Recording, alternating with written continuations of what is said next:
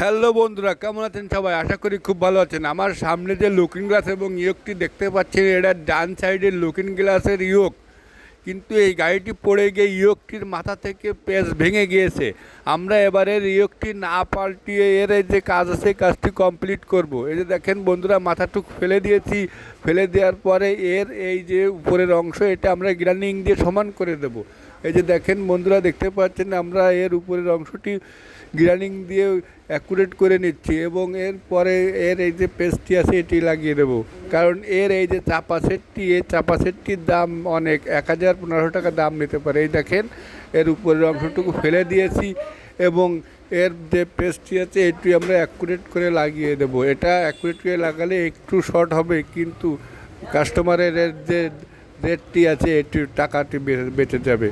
দেখেন বন্ধুরা, আমরা রিয়োকটি লাগিয়ে দিয়েছি।